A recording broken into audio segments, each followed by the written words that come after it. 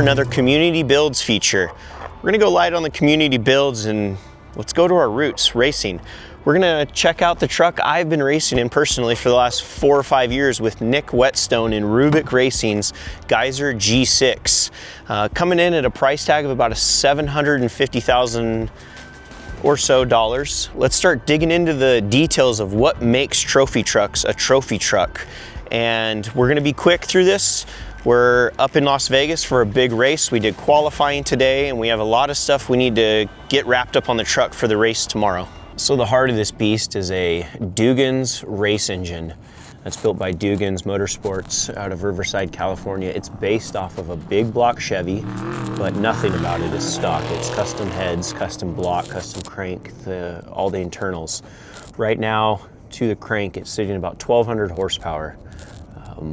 This is as awesome, advanced, off-road race engine as it gets. Price tag is right around 150 grand for the engine alone. And then you have to throw all the Motec computers, wire and harness, engine management system on top of that. But this thing's a fire breather, man. It'll push this truck up to easy 155, 160 miles an hour. So what are trophy trucks known for?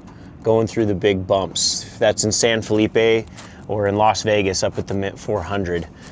These trucks can handle 2-3 foot whoops easy at speeds 80, 90, 100, 110 miles an hour with ease. And all of that's controlled by the suspension.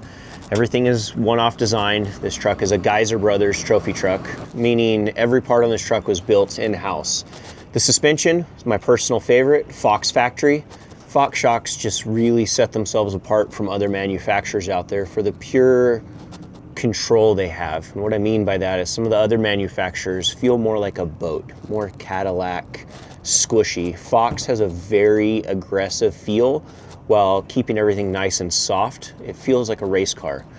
Extremely high quality, and then they only get even better after getting tuned by SDG, Suspension Development Group out of San Diego.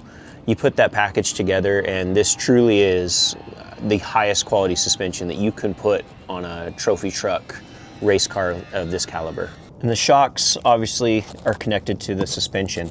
The suspension, like I had said before, is all designed by Geiser Brothers Design and Development in Phoenix, Arizona. Everything is one-off, from lower control arms, spindles, tie rods, upper arms. This is all very specific geometry to maximize steering, nosedive, everything that you'd need to optimize the characteristics of this truck off-road. Big question everyone gets, how much wheel travel does it have? This truck's about 24 to 26 inches of wheel travel in the front.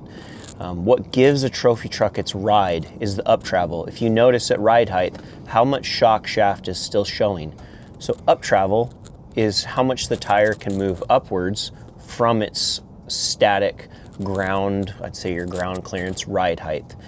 What that does is when you hit bumps, it allows the tire and the suspension to soak up a larger bump before you actually feel it.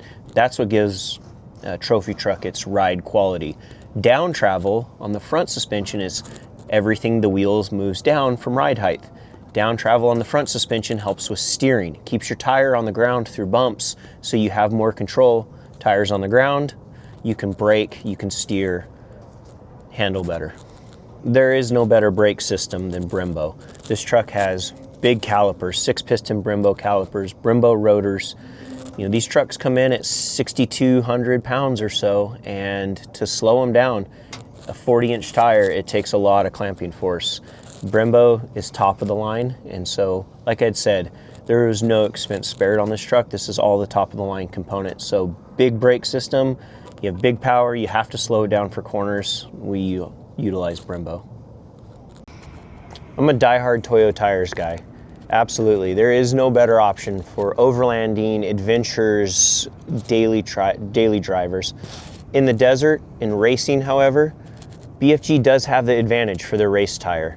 This is their KR3 race specific, handles great, tough as hell. Fantastic tire, and we always wrap them around on KMC wheels on this truck. Great forged wheel. You have to have bead locks and a forged wheel because when you hit rocks and stuff, you need a wheel that can take I wouldn't even say punishment, that's an understatement. And also in the rear, you have to have a bead lock because of the amount of torque and power these engines put out. You need to grip onto that tire really well to get that power to the ground. These are super fuel efficient vehicles. I would compare it to something along the lines of a Prius. About 1.5 miles, maybe 2 miles to the gallon on a good day. So we need to carry a lot of fuel. The fuel tank in this truck's 125 gallons of race fuel. 114 octane VP late model plus is the exact style we're running in this truck. So carrying 125 gallons of fuel, a really cool thing is when we fill these trucks, we use what's called a Pressure Pro, which is a pressurized fueling system with CO2.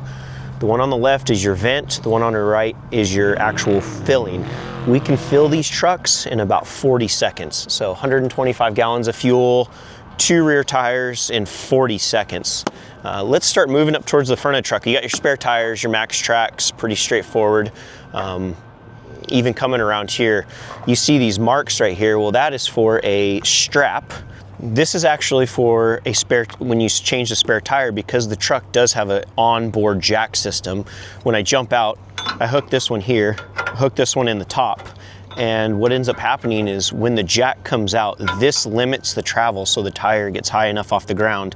Once I do the tire change, rack the spare, you come back by, off, run, jump in the truck. As well in the back here, we've got our Brembo jack, extremely high quality. That's just a backup jack, worst case scenario.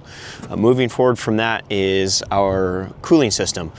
Big Ron Davis radiator sitting in front of all of that ducting with 3 brushless fans that move a massive amount of air. I wish I had the exact number, but it's pretty ridiculous because running through the desert when temperatures are super high, you need an insane amount of airflow, as well as the way the truck's designed is the air comes through the front window, packs into the radiator, and you need to be able to eject that air. So we run giant brushless fans on here to just keep everything efficient and cool during the hotter, gnarlier races. So we're over on Nick's side of the truck, his home away from home, his office. Very advanced setup over here. Most everything is set up on the steering wheel. We've got all of our push to talks, our buttons, our rear facing camera, reverse lockout. This truck has 2 options for shifting. It is a Fortin 5-speed sequential with air actuation.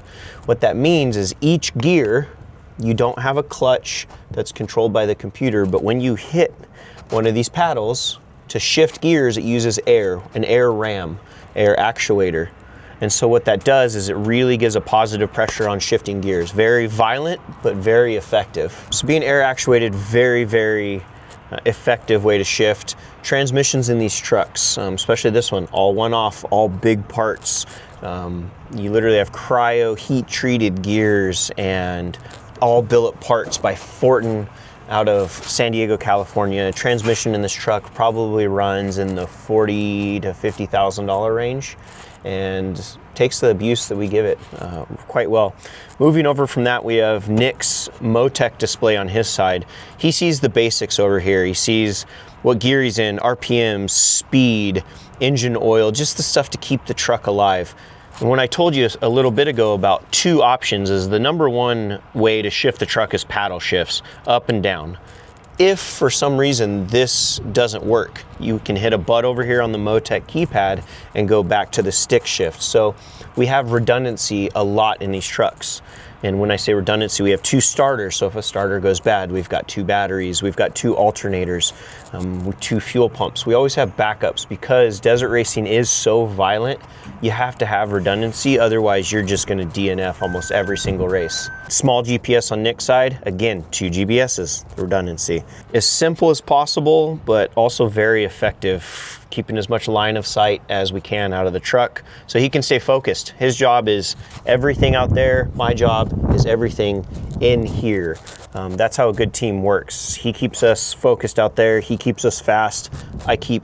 I do my best to keep him calm and monitor the truck. So what we're gonna do, we're gonna jump from Nick's office, we're gonna move over to mine and kind of go through what a navigator does in a trophy truck.